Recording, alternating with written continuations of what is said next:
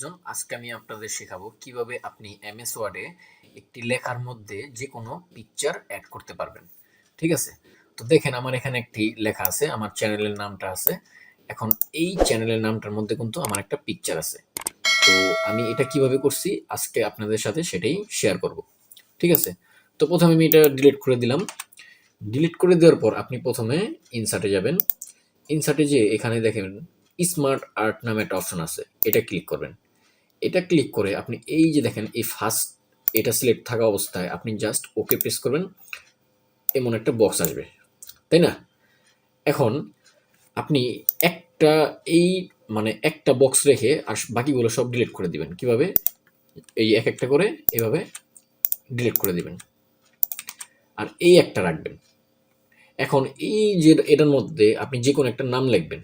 আমি সাপোজ আমার চ্যানেলের নামটাই লিখছি।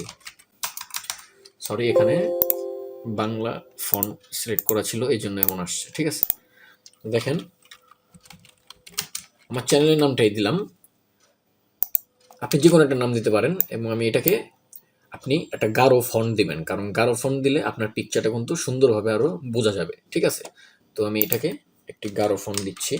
আমি এটা দিলাম, দেওয়ার পর আমি এটাকে আবার বোল্ড করে দিলাম এবং একটু বড় করে দিলাম এবং আমি টেনে এটাকে এখানে আনছি এবং আরেকটু বড় করে দিচ্ছি।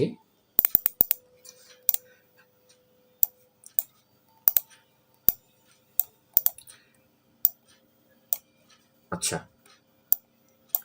এখন আপনি এই যে দেখবেন এই যে বক্সটা, এটা কিন্তু আপনার কালার আছে, তাই না? তো এই কালারটা কিভাবে বাদ দিবেন? এটা সিলেক্ট করে ফরম্যাটে যাবেন। ফরম্যাটে যে শেপ ফিলে আছে এটাকে নো ফিল করে দিবেন। এখন দেখেন লেখাটা কিন্তু দেখা যাচ্ছে না, তার মানে লেখাটা কিন্তু কালার নেই, এর জন্য দেখা যাচ্ছে না। তাহলে কি করবেন? ওই ফুল সিলেক্ট করে আপনি হোম মেনুতে যে একটা কালার দিয়ে দিবেন। আমি এই কালারটা দিলাম। আচ্ছা, এখন হলো আপনি এই টেক্সটটার মধ্যে কিভাবে ছবি যুক্ত করবেন। তো ফুল আপনি এভাবে সিলেক্ট করতে হবে। সিলেক্ট করে আপনি যাবেন, সিলেক্ট যখনই করবেন দেখবেন ফরম্যাট নামে একটা অপশন আছে, তো এটা ক্লিক করবেন। এটা ক্লিক করার পর এখানে দেখবেন টেক্সট ফিল, এটা ক্লিক করে আপনি দেখবেন পিকচার নামে একটা অপশন আছে, এটা ক্লিক করবেন। এটা ক্লিক করার পর এখানে ৩টা অপশন পাবেন। ফ্রম ফাইল আপনি ডেস্কটপ থেকেও আনতে পারেন, অনলাইন পিকচার অনলাইন থেকেও আনতে পারেন।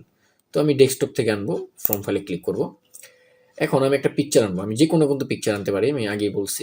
তো আমি এই পিকচারটা আনলাম, দেখবেন খুব সুন্দরভাবে কিন্তু আমার এই লেখার মধ্যে একটা ছবি অ্যাডজাস্ট হয়ে গেছে।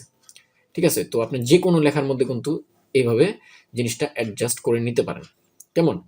তো ভিডিওটি যদি ভালো লেগে থাকে অবশ্যই সাবস্ক্রাইব এবং লাইক দিয়ে পাশে থাকবেন। ভিডিও আজ এ পর্যন্তই। সবাই ভালো থাকবেন। আল্লাহ হাফেজ।